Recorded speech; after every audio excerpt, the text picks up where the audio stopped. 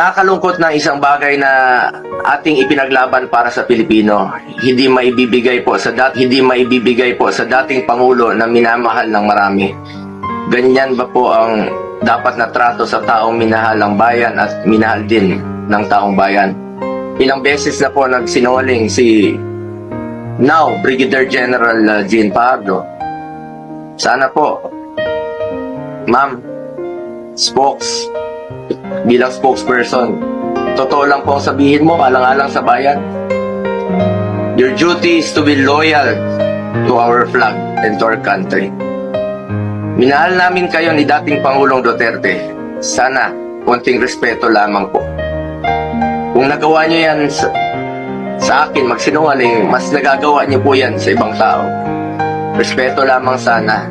Gaya ng pagrespeto at pagmamahal namin sa uniform personnel. Sinabi mo, nagpupunas lang ng pawis ang ilang pulis na nakuna ng video na umiiyak habang inaaresto si Pangulong Duterte. Mapigilan mo bang umiyak? Nasasaktan po yan. Doon lamang po tayo sa katotohanan at piliin nyo lang laging magsabi ng totoo alang-alang sa bayan. We must always entrust our loyalty to the Filipinos, to our flag, and to our country. Yan naman po parating sinasabi ni dating Pangulong Duterte sa inyo. Just be loyal to our country and to our flag. Di na niya kayang tumakas. At alam niyo po yun. Di na niya kaya kayong takbuhan. Dahil hirap na nga siyang maglakad, nagsusungkod na nga lang po siya. Imbis na umunlad, bigla tayong umurong. OFWs, pinapauwi natin. Noon, ginagawa natin ang paraan. In fact, si dating Pangulong Duterte, sumusulat yan sa mga king o sa leader ng ibang bansa para makauwi. And even nagre-raise tayo ng blood money para makauwi lang yung mga kababayan natin. Pero bakit baliktad niya? Bakit isinuko po ang sarili nating lahi? Hindi ko lubusang matanggap na siya ay nililiti sa ibang bansa gayong siya ay isang Pilipino. Samantalang mayroon naman tayong maayos na judicial system sa ating bansa na nirerespeto.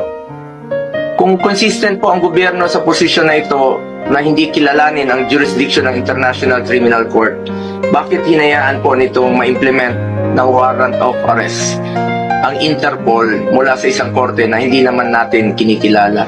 Ang issue na ito ay hindi lamang para kay Pangulong Duterte.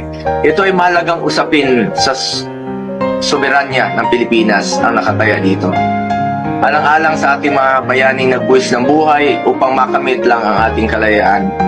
Alang-alang sa ating ngayon na patuloy na inaalagaan ng ating soberanya upang ang ating mga anak at mga anak ng ating mga anak ay mamumuhay ng isang bansa na malaya at irespeto ng ibang bansa. Pakasakit po sa dibdib na pagkatapos niya isakripisyo ang kanyang sarili para sa kinabukasan ng ating mga anak at ng bawat Pilipino.